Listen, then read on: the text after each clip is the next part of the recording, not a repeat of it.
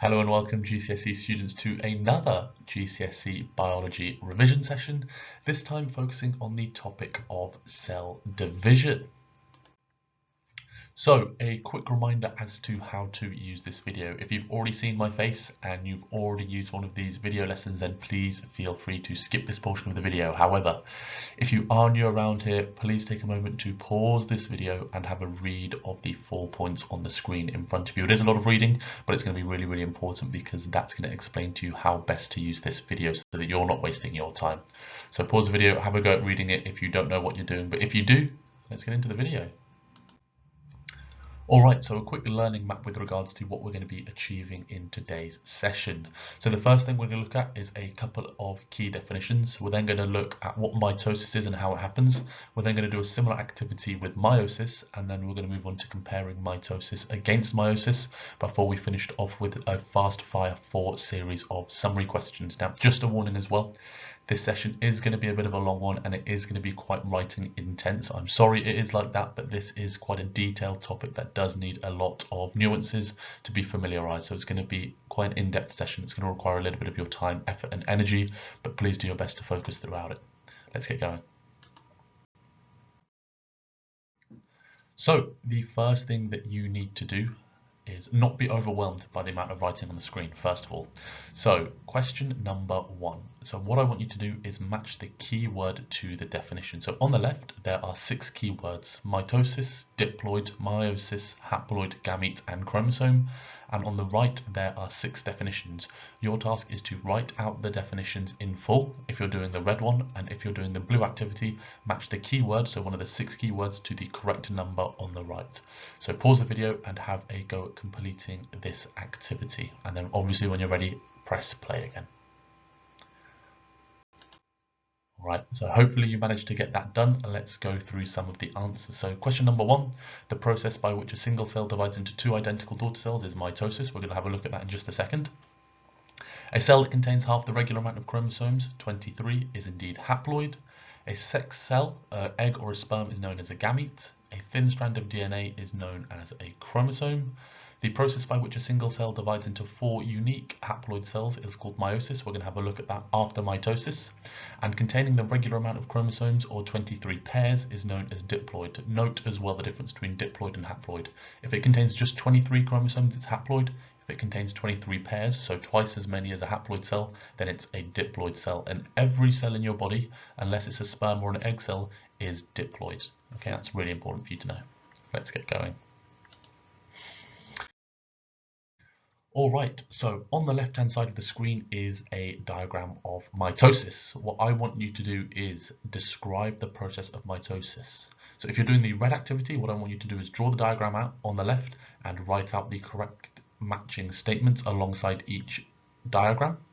And then if you're doing the blue activity, just write out the correctly ordered numbered sequence. So just write out a list of numbers that show the stages of mitosis in the correct order. Alright, so if you're doing the red activity, you're drawing and writing, and if you're doing the blue activity, you're just numbering. Alright, so pause the video and have a go at getting this done. Alright, assuming you finished it.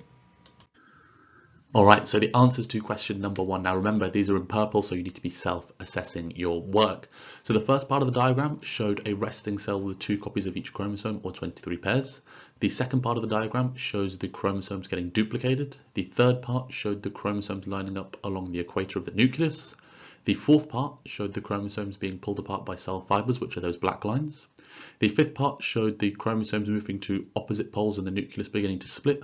And then the last part showed 2 identical daughter cells being formed. And again, well done if you got that right. And please note that it is in purple, which means that you should be marking your own work. All right, moving it on.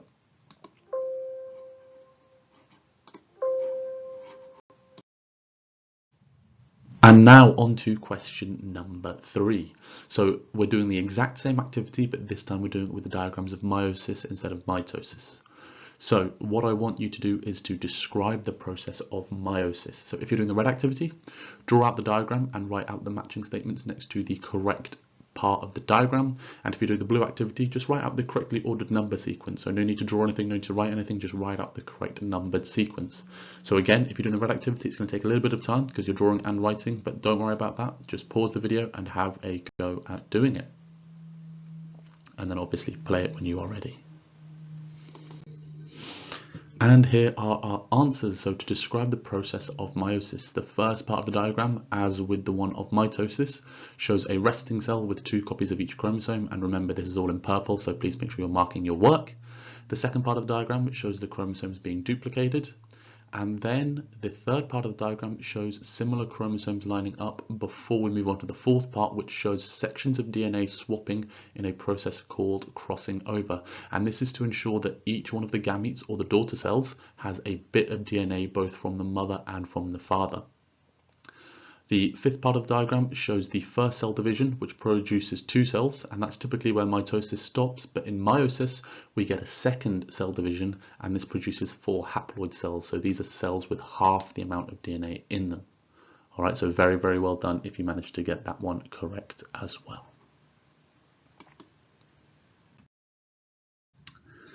And now on to question number 4. So here we have a table on the left-hand side of the screen.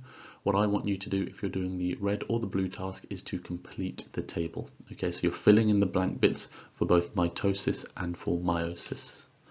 Now, pause the video, have a go at doing it. And if you do get stuck, there are some hints that are going to be coming up onto the screen in 3, 2, 1. There are the hints, okay? So you can use them to fill out the table. Now, diploid and haploid don't necessarily fit onto the table, but I want you to see if you were to fit them on the table, where would you put them? All right, so pause the video and have a go at doing it. And when you are ready, press play. And now here are our answers to question number 4. Remember that they are in purple, so this means you need to be self-assessing your work. So the number of cell divisions in mitosis, it's 1. In meiosis, it is 2.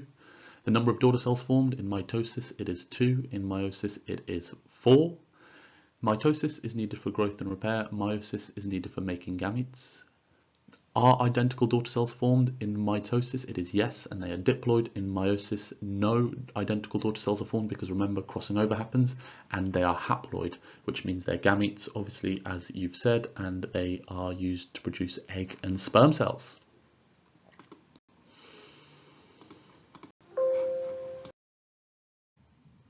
And now on to question number 5. So your task is to answer the 4 questions to assess your understanding. This is the last thing we're doing today, so very well done for making it this far through the video. I appreciate this was a long one. So pause the video and have a go at answering those 4 questions. I don't need to read them out to you because I assume you can read. So pause the video and off you go. All right, let's go through some answers. Hopefully you've done it by now. So how are diploid cells and haploid cells different? Haploid cells have half the number of chromosomes as diploid cells. Haploid cells have 23 chromosomes, diploid cells have 23 pairs. Are gametes diploid or haploid? Gametes are indeed haploid because when an egg cell and a sperm cell fuse together, they form a diploid cell because each one has half the number of chromosomes.